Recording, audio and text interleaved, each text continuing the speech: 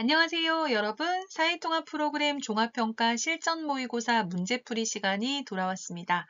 오늘은 기본 연습 문제 중에 법문제 마저 살펴보도록 하겠습니다.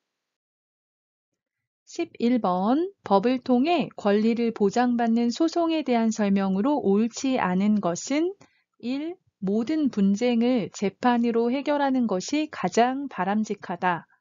2. 법원의 판사는 법률에 따라 공정하게 판결을 내려 분쟁을 해결한다. 3. 개인 간의 재산 문제, 가족 문제, 세금 문제 등을 소송으로 해결할 수 있다.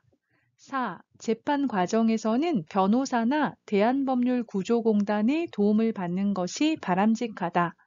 11번은 법을 통해 권리를 보장받는 소송은 재판을 말합니다. 소송에 대한 설명으로 옳지 않은 것, 틀린 것을 찾는 문제인데요. 몇 번일까요? 네, 모두 1번으로 생각하셨나요? 1번이 정답입니다. 자, 모든 분쟁을 재판으로 해결하는 것이 가장 바람직하다 이렇게 말했는데요. 자, 재판으로 모든 분쟁을 해결하게 되면 재판을 할 경우에 시간과 비용이 많이 듭니다. 시간도 많이 걸리고 비용도 많이 드는 시간과 비용의 문제가 있는데요. 그러다 보니까 고통스러운 것도 이제 더 오랫동안 지속될 수가 있겠죠. 그래서 모든 분쟁을 재판으로 해결하기보다는 당사자끼리 대화와 타협을 통해서 해결할 수 있다면 문제를 해결하는 것이 더 좋겠습니다.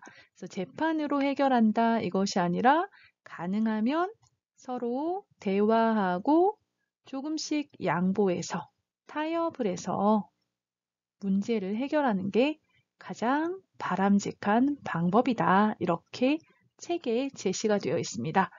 자, 그래서 옳지 않은 것은 1번이고요. 자, 2번부터 한번 볼까요? 법원의 판사는 법률에 따라 공정하게 판결을 내려 분쟁을 해결한다.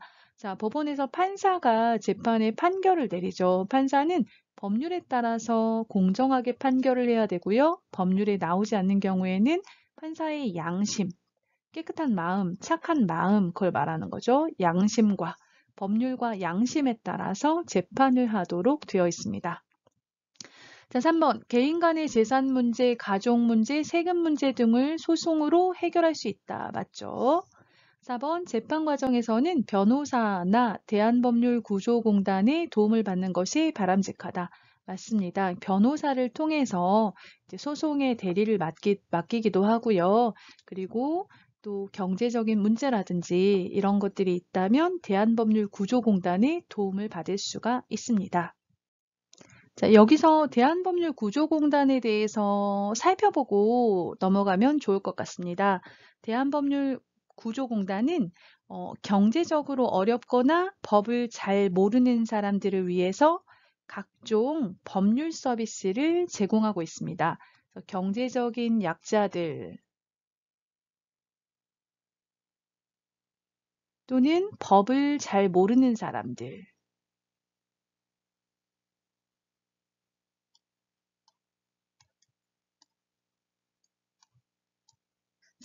위해서 하는데요. 자, 이 대한법률구조공단을 통해서 무료로 법률 상담도 받을 수 있고 재판에 대한 상담도 받을 수 있고 또 그런 상담을 통해서 경제적으로 어려운 사람들 같은 경우는 소송 대리의 지원도 받을 수가 있습니다. 그래서 여러분께서 만약에 재판을 해야 되는데 경제적으로 어렵고 법을 잘 모른다. 그러면 대한법률구조공단에 상담도 받아보시고 그곳에서 변호까지 이제 받을 수 있는 길이 있습니다. 외국인도 가능하다고 합니다. 그래서 한국에 거주하고 있는 외국인도 대한법률구조공단의 도움을 받을 수가 있다고 합니다. 그래서 하나 알아두시면 좋겠습니다. 자, 12번. 다음 기관에 대한 설명을 알맞게 연결하면 1. 국가인권위원회 2. 국민권익위원회 3. 외국인지원센터 오른쪽이요. A. 이민자나 외국인의 권리 보호 B. 국가기관으로 인한 피해를 구제 C. 기본적인 인권을 위한 국가기관. 자, 1번부터 한번 보겠습니다. 자, 국가인권위원회 하면요. 여러분 여기서는 인권이란 단어가 중요합니다. 자, 국가인권위원회는 모든 사람들의 기본적인 인권을 보호하기 위한 독립된 국가기관이거든요. 그래서 C의 기본적인 인권을 위한 국가기관이다가 정답이 되겠습니다. 그래서 인권이 들어간 설명을 찾으시면 정답을 찾을 수 있겠습니다. 자, 두 번째, 국민권익위원회. 자, 국민권익위원회는 부패 방지와 국민의 권익 보호, 권리 구제를 목적으로 하는 기관입니다. 부패라고 하면 그 자신의 지위에 따라서 어떤 권한과 영향력이 생기는데 이런 지위에 따른 권한과 영향력을 부당하게 잘못 사용하여 사회 질서에 반하여 자신의 이익을 취하는 걸 부패라고 하거든요. 그래서 국가기관으로 인해서 피해를 보았을 때 구제받을 수 있는, 도움을 받을 수 있는 곳이라고 하겠습니다. 그래서 B가 정답입니다. 그래서 부패 방지, 국민의 권익 보호, 권리 구제를 목적으로 하는데 국가기관으로부터 피해를 입은 국민을 구제하는 기관입니다. 자, 그리고 3번에 외국인 지원센터가 있는데요. 외국인 지원센터는 A가 되겠네요. 이민자나 외국인의 권리 보호를 위해서 있는 기관입니다. 그래서 이런 기관들을 통해서 우리의 권리를 보호받을 수가 있겠습니다.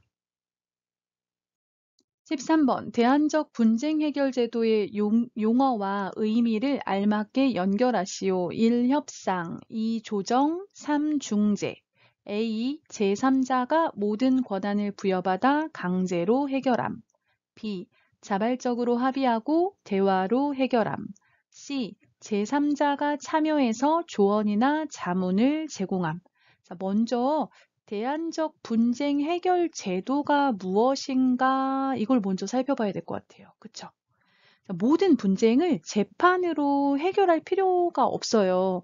재판을 하기 전에 다른 방법으로 해결할 수 있다면 하는 게 좋죠. 왜냐하면 재판은 앞에서도 말한 것처럼 많은 시간과 비용이 들기 때문에 재판이 끝날 때까지 당사자들은 고통스러울 수밖에 없거든요. 그래서 한국에서는 재판까지 가지 않고 분쟁을 해결할 수 있는 제도를 마련해 놓았어요. 그러니까 재판을 하지 않고 재판 없이 분쟁을 해결할 수 있는 제도로 대안적 분쟁 해결 제도라는 걸 만들어 놓았는데요. 3가지가 있습니다. 자, 첫 번째 협상은 양쪽 당사자가 자발적으로 합의하고 대화로 해결하는 것을 협상이라고 합니다. 자발적이다 하면 이거는 스스로 그런 뜻이죠. 누군가 시켜서 하는 것이 아니라 양쪽에서 스스로 원해서 합의, 서로 같은 의견에 도달하고요. 대화를 통해서 해결하는 것을 협상이라고 합니다. 자, 조정은 이제 제3자가 들어갑니다. 조정이나 중재 같은 경우는 제3자가 이제 관여를 하게 되는데요. 자, 조정은 제3자가 참여해서 그 문제에 대해서 조언, 도와주는 말을 하고요. 자문, 어떻게 하십시오 하고 도와주는 말을 하는 거죠. 자문하면 전문가에게 어떤 일을 더 잘 처리하는 방법을 물어보는 것을 자문을 받다 이렇게 말하는데요. 결국 제3자가 참여해서 양쪽 사람들에게 도와주는 말, 이렇게 하면 좋겠다라고 조언이나 자문을 제공하는 것을 조정이라고 합니다. 자, 3번째 중재는요. 제3자가 참여하는 것은 같은데요. 이 경우에는 어떻게 되냐면요. 제3자가 모든 권한을 부여받아서 3자가 권한을 받아요. 권한이 있어요. 그래서 이것을 강제로 해결을 합니다. 그러니까 조정 같은 경우는 강제로 어떤 것을 해결하지는 않아요. 이렇게 하면 좋겠습니다 하고 조언을 하는 것뿐이지만 중재의 경우에는 제3자가 양쪽 사람들의 이야기를 듣고 그 문제에 대해서 권한을 받아서 강제로 이렇게 하십시오 라고 해결을 하는 거죠. 그래서 이렇게 재판 없이 시간이나 비용을 절약하기 위해서 대안적 분쟁 해결 제도를 만들어 놓고 있는데요. 협상, 조정, 중재 세 가지 제도가 있습니다. 자, 14번. 태어난 아이의 국적을 결정할 때 부모가 가진 국적을 기준으로 아이의 국적을 결정하는 것은 1. 속지주의, 2. 혈통주의, 3. 출생지주의, 4. 죄형 법정주의. 자, 몇 번인가요? 자, 태어난 아이의 국적을 결정하는 방법인데요. 국적을 결정할 때 부모가 가진 국적을 기준으로 아이의 국적을 결정한다. 부모가 누구냐? 이게 중요하다는 거죠. 그러면 사람이 중요한 거죠. 뭐예요? 2번의 혈통주의입니다. 혈통주의는 비슷한 말로 속인주의라고도 하지요. 자, 속지주의는 태어난 장소를 중요하게 생각하는 것입니다. 이런 경우에는 부모가 누구인지 중요하지 않고요. 어디에서 아기가 태어났는가 그것이 중요합니다. 속지주의라고도 하고 또는 출생지주의라고도 합니다. 자, 죄형 법정주의는 국적을 결정할 때 기준이 되는 게 아니죠. 죄형 법정주의는 여러분 범죄와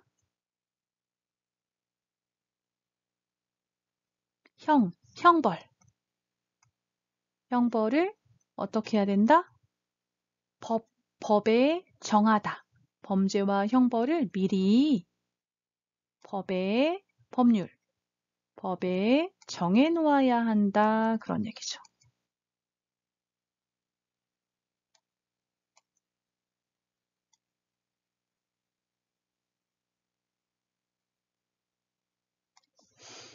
범죄와 형벌을 법에 미리 정해 놓아야 한다는 원칙입니다. 그래서 법에 없으면 범죄도 성립하지 않고 범죄가 아니니까 형벌을 줄 수도 없는 거죠. 그래서 미리 법에 범죄가 무엇인지 그 법에는 어떤 형벌을 주게 되는지 이런 것들을 정해 놓아야 한다는 원칙입니다.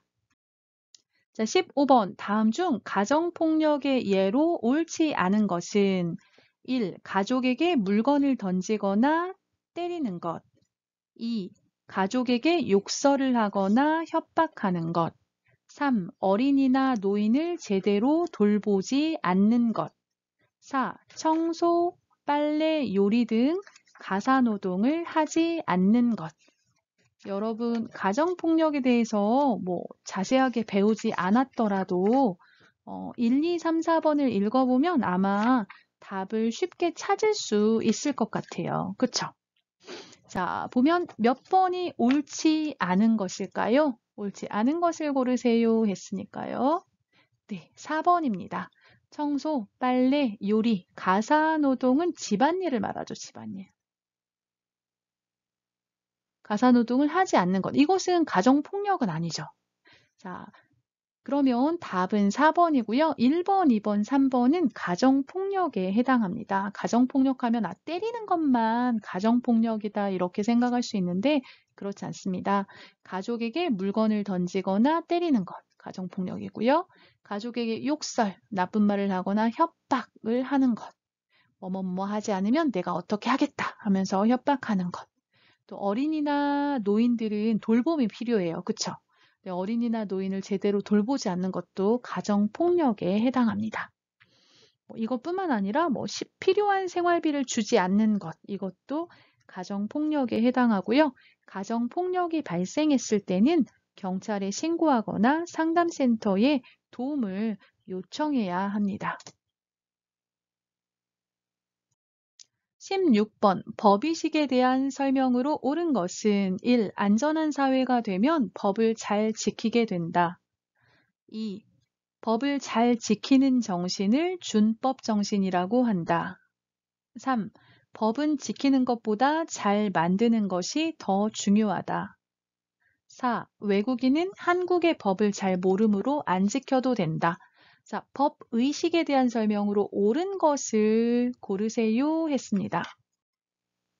자, 법의식이라고 하면 법에 대한 생각을 말하는 건데요. 자, 옳은 것을 한번 보겠습니다.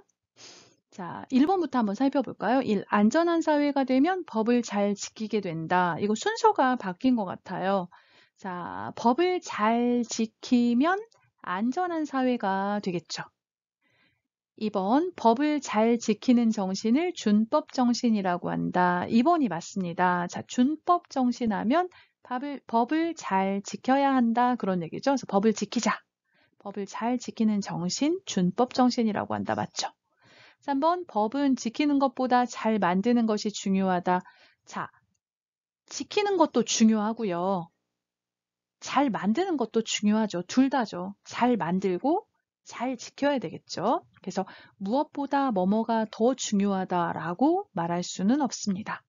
자, 외국인은 한국의 법을 잘 모르므로 안 지켜도 된다. 아니죠. 한국에 사는 외국인도 한국의 법을 잘 지켜야 합니다. 지키지 않으면 처벌받을 수 있고 또 어떤 경우에는 다시 비자를 받거나 한국에서 뭐 영주권이나 국적을 받을 때 제한을 받을 수가 있습니다. 그래서 16번에 옳은 것은 2번 법을 잘 지키는 정신을 준법 정신이라고 한다가 정답이 되겠습니다. 17번 정의로운 법을 만들도록 노력해야 하는 이유는 1. 외국인은 헌법 소원을 청구할 수 없기 때문이다. 2. 국회에서 국민의 뜻에 따라 법을 만들기 때문이다. 3. 국민의 기본권이나 인권이 자주 침해되기 때문이다.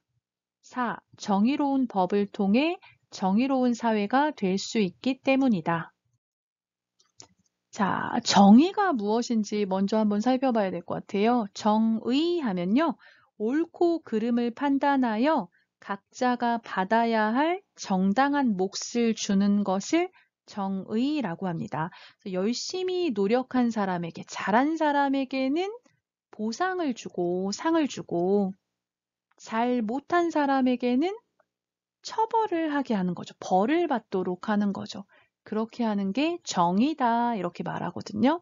그래서 그런데 우리가 이제 법을 만들 때 정말 잘한 사람들에게는 보상하고 잘못한 사람에게는 처벌을 할 수 있는 그런 맞는 올바른 그런 법을 만들어야 되잖아요. 그래서 정의로운 법을 만들도록 노력해야 하는 이유는 무엇일까 보시면 답은 4번이 되겠습니다. 자, 법이 정의로워야 법을 잘 만들어야 그 법을 통해서 정의로운 사회가 될 수 있기 때문에 정의로운 법을 만들도록 노력을 해야 합니다.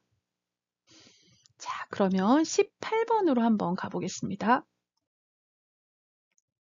자, 다음 중 일반 귀화의 조건이 아닌 것은 1. 한국에서 3년 이상 생활한 외국인 2. 영주 자격을 가지고 있는 외국인 3. 한국에 주소가 있는 만 19세 이상의 외국인 4. 품행이 단정하고 생계 유지 능력이 있는 외국인. 자, 일반 귀화는 한국과 아무런 관계가 없는 외국인이 한국 국적을 받고 한국 국민이 되기 위한 과정을 말하죠. 그래서 일반 귀화라고 하는데요.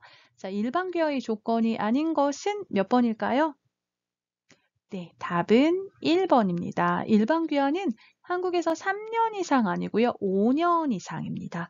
5년 이상 계속 한국에 주소가 있어야 합니다. 그래서 한국에서 3년 이상 생활한 외국인은 틀렸고요. 5년 이상 생활한 외국인이어야 하고요. 2번 영주 자격을 가지고 있어야 되고요.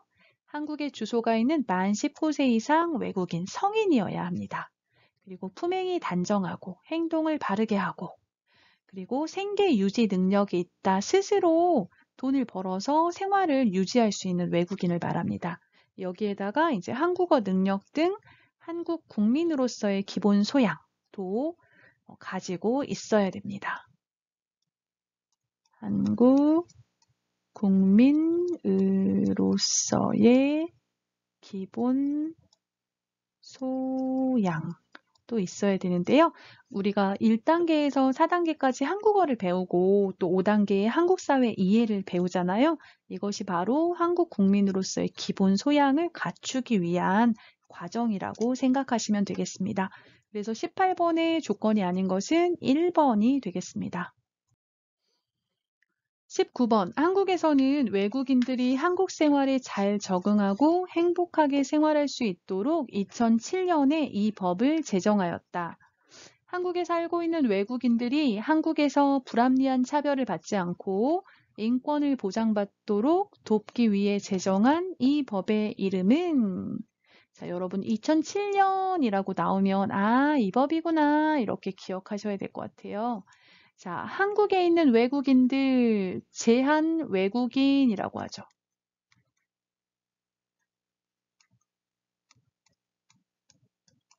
한국에 있는 외국인들이 한국 생활에 잘 적응하고 행복하게 생활할 수 있도록 이 법을 만들었는데요. 불합리한 차별을 받지 않고 또 인권을 보장받을 수 있도록 이 법을 만들었습니다. 그래서 제한 외국인, 외국인들을 어떻게 대우할 것인가, 처우라고 하죠. 처우에 대해서 기본적인 것들을 이렇게 기록해 놓고 있어요. 그래서 제한 외국인 처우 기본 법이라고 기억해 주시면 좋겠습니다. 2007년에 제정했습니다.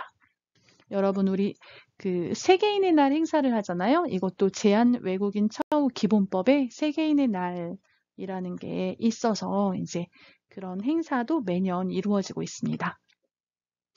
여러분을 위한 법이니까 꼭 기억해 놓으시고요. 20번 가보겠습니다.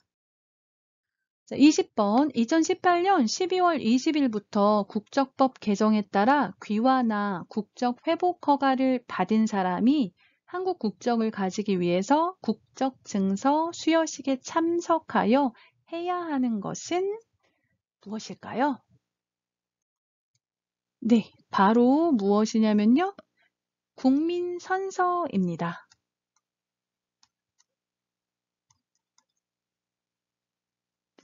2018년 12월 20일에 국적법을 바꾸었습니다. 그래서 귀화를 하거나 또는 국적을 다시 받아요. 회복을 받은 사람은 한국 국적을 가지기 위해서 이 국적증서 수여식에 참석을 해야 합니다. 참석해서 무엇을 하도록 되어 있냐면 국민선서를 하도록 되어 있습니다. 이 국민선서는 나는 자랑스러운 대한민국의 국민으로서 대한민국의 헌법과 법률을 준수하고 국민의 책임과 의무를 다할 것을 엄숙히 선서합니다라고 선서하는 건데요. 이렇게 선서를 해야 그 다음에 이제 여러분이 주소로 등록된 등록 기준지에 시장이나 읍장이나 면장에게 통보가 되고, 그리고 그 다음에 가족관계 등록부에 여러분 이름이 이제 올라가게 됩니다. 그래서 이제 국적을 받을 때는 꼭 국민선서를 해야 된다. 이렇게 기억해 주시면 좋겠습니다. 오늘은 여러분과 법문제 10문제를 같이 살펴보았습니다. 여러분 평가 준비에 도움이 되었다면 좋아요와 구독 눌러주시고요. 평가 준비 잘하셔서 좋은 결과가 있기를 바라겠습니다. 감사합니다.